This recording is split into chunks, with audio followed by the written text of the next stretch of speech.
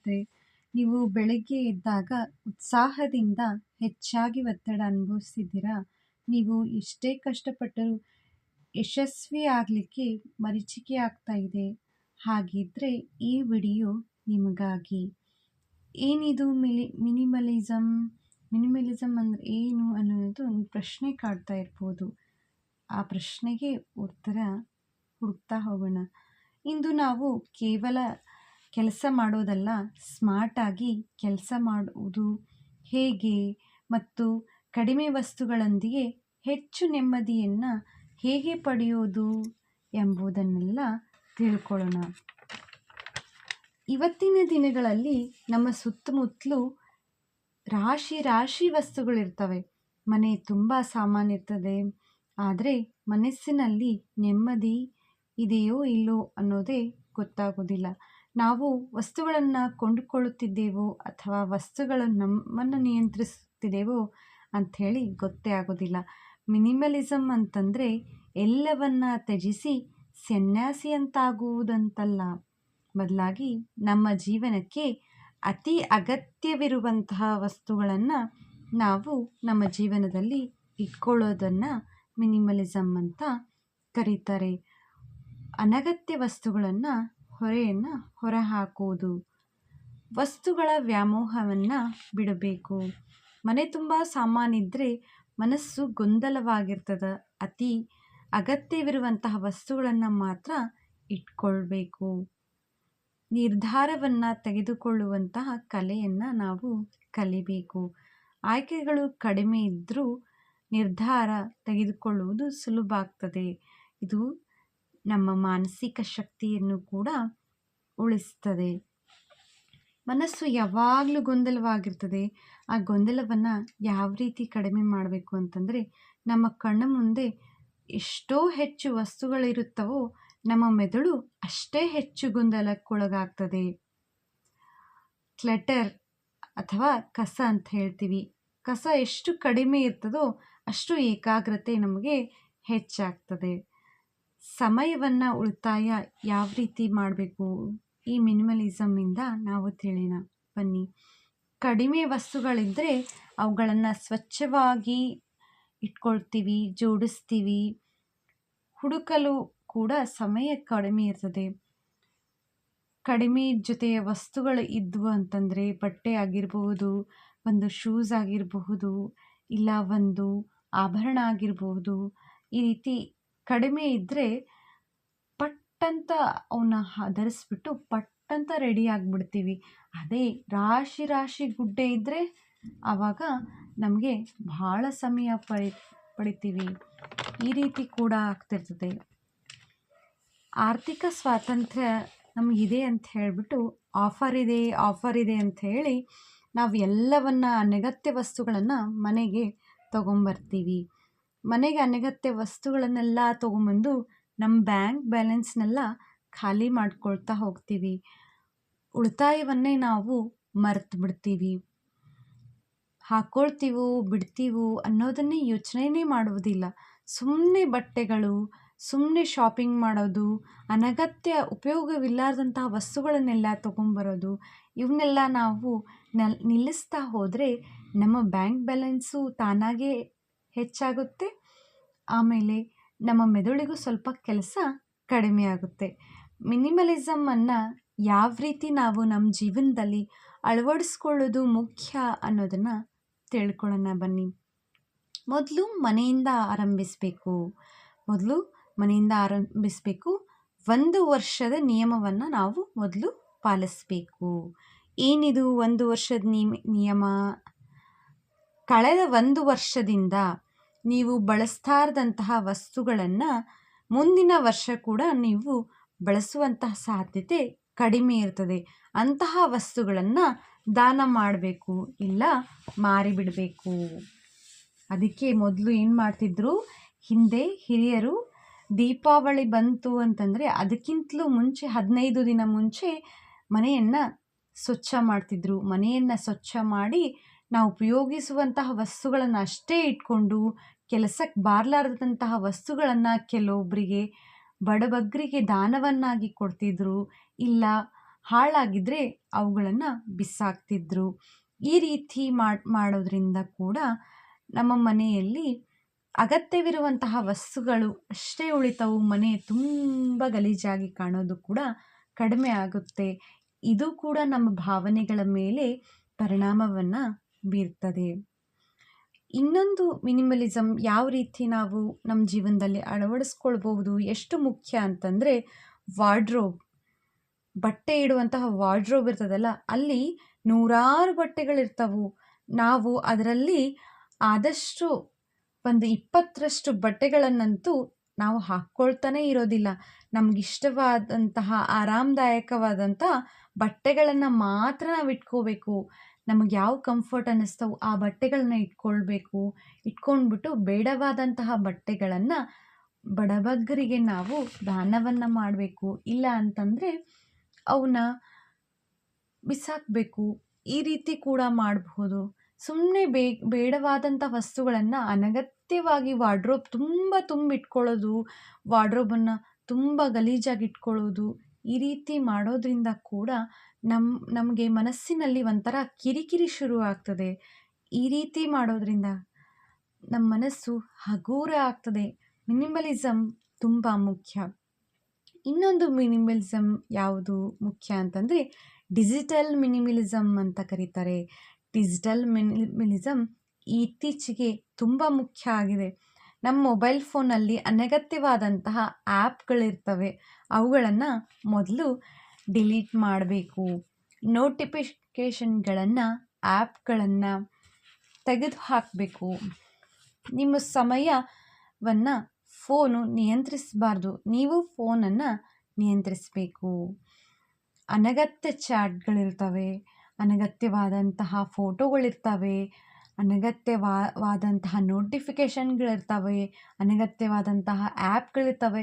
ಎಲ್ಲವನ್ನ ಮೊಬೈಲ್ನಲ್ಲಿ ತುಂಬ್ಕೊಂಡ್ಬಿಟ್ಟು ಸ್ಟೋರೇಜ್ ಫುಲ್ಲಾಗಿದೆ ಅಂತ ಮೊಬೈಲ್ ಹೊಡ್ಕೊಳ್ತಾ ಇರ್ತದೆ. ಆವಾಗ ಅದನ್ನು ನೋಡಿಬಿಟ್ಟು ನೀವು ಒಂದೊಂದೇ ಡಿಲೀಟ್ ಮಾಡ್ತಾ ಬರ್ತೀರಾ. ಪ್ರತಿದಿನ ನೀವು ನಿಮ್ಗೆ ಎಷ್ಟು ಬೇಕೋ ಅಷ್ಟೇ ಇಟ್ಕೊಂಡು ಉಳ್ಕಿದ್ದನ್ನು ತೆಗೆದು ಹಾಕಿಬಿಟ್ರೆ ನಿಮ್ಮ ಮನಸ್ಸಿಗೂ ಹಗುರ, ನಿಮ್ಮ ಕಣ್ಣಿಗೂ ಹಗುರ, ಅದ್ರ ಜೊತೆಗೆ ನಿಮ್ಮ ಮೆದುಳಿಗೂ ಕೂಡ ಹಗುರ ಆಗ್ತದೆ.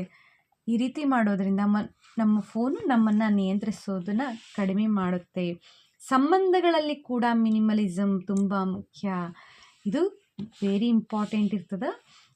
ಸಂಬಂಧಗಳಲ್ಲಿ ಮಿನಿಮಲಿಸಮ್ ಯಾವ ರೀತಿ ಮುಖ್ಯ ಅಂತಂದರೆ ನಮ್ಮ ಶಕ್ತಿಯನ್ನು ಹೀರುವಂತಹ ಕೆಲವೊಂದು ವ್ಯಕ್ತಿಗಳಿರ್ತಾರೆ. ಅಂಥವ್ರ ಜೊತೆ ನಾವಿರ್ತೀವಿ. ನೆಗೆಟಿವ್ ಪೀಪಲ್ಸ್ ಅಂತ ಕರಿತೀವಿ. ಋಣಾತ್ಮಕವಾಗಿರುವಂತಹ ವ್ಯಕ್ತಿಗಳು ಯಾವಾಗಲೂ ಕೂಡ ನೆಗೆಟಿವ್ ಮೈಂಡ್ಸೆಟ್ಟೇ ಇರೋದು, ನಕಾರಾತ್ಮಕವಾಗಿಯೇ ಮಾತಾಡೋದು. ಅಂಥವರಿಂದ ನಾವು ಆದಷ್ಟು ದೂರವಿರಬೇಕು. ಆವಾಗ ನಮ್ಮ ಮನಸ್ಸು ಶುದ್ಧವಾಗಿರ್ತದೆ. ಕಡಿಮೆ ಸ್ನೇಹಿತರಿದ್ದಷ್ಟು ಬಹಳ ಒಳ್ಳೆಯದು. ಬಹಳಷ್ಟು ಸ್ನೇಹಿತರು, ಬಹಳಷ್ಟು ಗೊಂದಲಗಳು. ಕಡಿಮೆ ಸ್ನೇಹಿತರು ಇರೋದ್ರಿಂದ ಅವರ ಗುಣಮಟ್ಟ, ವ್ಯಕ್ತಿತ್ವ ಎಲ್ಲರೂ ಕೂಡ ನಮಗೆ ಪರಿಚಯ ಆಗ್ತದೆ. ಯಾರು ಬೇಕು ನಮ್ಮ ಜೀವನದಲ್ಲಿ ಅನ್ನೋದನ್ನು ಮೊದಲು ನಿರ್ಧರಿಸಿ ಅವರಷ್ಟೇ ಇಟ್ಕೊಂಡು ಉಳಿಕಿದರಿಗೆ ಕೂಡ ಟಾಟಾ ಬಾಯ್ ಬಾಯ್ ಹೇಳೋದು ತುಂಬ ಒಳ್ಳೆಯದು. ಇಲ್ಲ ಹಾಯ್ ಬಾಯ್ ಅಂತ ಇರೋದು ಕೂಡ ಒಳ್ಳೆಯದು. ಭಾರತೀಯ ಸಂಸ್ಕೃತಿಯಲ್ಲಿ ಮಿನಿಮಲಿಸಮ್ ಯಾವ ರೀತಿ ಮುಂದುವರೆದಿದೆ ಅಥವಾ ಹಿಂದಿನ ಕಾಲದಲ್ಲಿ ಮಿನಿಮಲಿಸಮ್ ಬಹಳ ಮುಖ್ಯ ಆಗಿತ್ತು ಅನ್ನೋದನ್ನು ತಿಳ್ಕೊಳ್ಳೋಣ. ಗಾಂಧೀಜಿಯವರ ತತ್ವ ಕೂಡ ಇದೇ ಆಗಿತ್ತು. ಗಾಂಧೀಜಿಯವರು ಅತಿ ಕಡಿಮೆ ವಸ್ತುಗಳೊಂದಿಗೆ ಬದುಕನ್ನು ನಡೆಸ್ತಿದ್ರು. ಭೂಮಿಯು ಪ್ರತಿಯೊಬ್ಬನ ಅಗತ್ಯವನ್ನು ಪೂರೈಸಬಲ್ಲದು. ಭೂಮಿ ಏನು ಮಾಡುತ್ತೆ? ಅಗತ್ಯವನ್ನು ಪೂರೈಸುತ್ತೆ. ಆದರೆ ಪ್ರತಿಯೊಬ್ಬನು ದುರಾಸೆಗನಾಗಿರಬಾರ್ದು ಅನ್ನೋದು ಅವರ ಮಾತಾಗಿತ್ತು. ಇದೇ ಮಿನಿಮಲಿಸಮ್ನ ಮೂಲ ಆಧಾರ ಕೂಡ ಆಗಿತ್ತು. ಸಂತೋಷ ಎಲ್ಲಿದೆ? ನಮಗೆ ಎಲ್ಲಿ ಸಿಗ್ತಾ ಇದೆ? ಸಂತೋಷ ವಸ್ತುಗಳನ್ನು ಸಂಗ್ರಹದಲ್ಲಿ ಸಿಗೋದಿಲ್ಲ, ಅವುಗಳ ಅನುಭವದಲ್ಲಿ ಸಿಗ್ತದೆ. ಒಂದು ಹೊಸ ಫೋನ್ ಕೊಳ್ಳುವುದರಿಂದ ಒಂದು ಸುಂದರ ಪ್ರವಾಸ ಅಥವಾ ಕುಟುಂಬದೊಂದಿಗೆ ಕಳೆದ ಸಮಯ ಹೆಚ್ಚು ನೆಮ್ಮದಿ ನೀಡಬಹುದು. ಆದರೆ ಆ ಹೊಸ ಫೋನ್ ಕೊಳ್ಳೋಕ್ಕಿಂತ ಮುಂಚೆ ಹಳೆ ಫೋನ್ ಕೆಟ್ಟಿದ್ರೆ ಮಾತ್ರ ಹೊಸ ಫೋನನ್ನು ಖರೀದಿ ಮಾಡಿರಿ. ಒಂದು ಪ್ರವಾಸಕ್ಕೆ ಹೋಗಬೇಕಾದ್ರೆ ಅಗತ್ಯ ಇದ್ದರೆ ನಮಗೆ ಆವಾಗಷ್ಟೇ ಪ್ರವಾಸವನ್ನು ಮಾಡಿ. ಕಳೆದು ಹೋದಂತಹ ಸಮಯ ನಮಗೆ ಮತ್ತೆ ಮರಳಿ ಬರೋದ್ರಿಂದ ಹೀಗಾಗಿ ಅದನ್ನು ಸದುಪಯೋಗ ಪಡಿಸ್ಕೊಳ್ಳೋದನ್ನು ಕಲೀರಿ. ಮಿನಿಮಲಿಸಮ್ನಿಂದ ಯಾವ ರೀತಿ ಬದಲಾವಣೆ ಆಗ್ತದೆ ಅಂತಂದರೆ, ನಿರ್ಧಾರವನ್ನು ತೆಗೆದುಕೊಳ್ಳುವಂತಹ ಕಲೆಯನ್ನು ನಾವು ಕಲಿತೀವಿ. ನಿರ್ಧಾರ ತೆಗೆದುಕೊಳ್ಳುವುದು, ಆದಷ್ಟು ಆಯ್ಕೆಗಳನ್ನು ಮಾಡಿಕೊಳ್ಳೋದು, ಸುಲಭವಾದಂತಹ ನಿರ್ಧಾರ ತಗೊಂಡು ಥಟ್ಟನೆ ಹೇಳೋದನ್ನು ಕಲಿತೀವಿ. ಇವೆಲ್ಲದಕ್ಕೂ ಕೂಡ ಕೃತಜ್ಞತಾ ಭಾವವನ್ನು ನಾವು ಇಟ್ಕೊಳ್ಬೇಕು. ಇರುವಂತಹ ಕೆಲವು ವಸ್ತುಗಳನ್ನು ಕೂಡ ನಾವು ಹೆಚ್ಚು ಪ್ರೀತಿಯಿಂದ ಗೌರವದಿಂದ ನೋಡಬೇಕು. ಮಿನಿಮಲಿಸಮ್ ಅನ್ನೋದು ಕೇವಲ ಕಡಿಮೆ ಮಾಡುವುದಲ್ಲ, ಅದು ನಮಗೆ ಬೇಕಾದ ಜೀವನಕ್ಕೆ ಜಾಗ ಮಾಡಿಕೊಡುವುದು.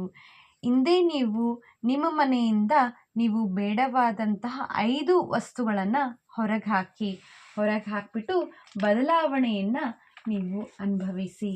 ನಾವು ಮಿನಿಮಲಿಸಮ್ಮಲ್ಲಿ ಅತ್ಯಂತವಾಗಿ ಮುಖ್ಯವಾದದ್ದು ಅಂತಂದರೆ ಅನಗತ್ಯವಾದಂತಹ ಇಮೇಲ್ಗಳನ್ನು ಹೊರಗೆ ಹಾಕೋದು, ಅನಗತ್ಯವಾದಂತಹ ಬಟ್ಟೆಗಳನ್ನು, ಪುಸ್ತಕಗಳನ್ನು, ವಸ್ತುಗಳನ್ನು ಕಟ್ಟಿ ಹೊರಗೆ ಹಾಕೋದು, ಅಥವಾ ಉಪಯೋಗವಾದಂತಹ ವಸ್ತುಗಳನ್ನು ಬಡಬಗ್ಗರಿಗೆ ಕೊಡೋದು.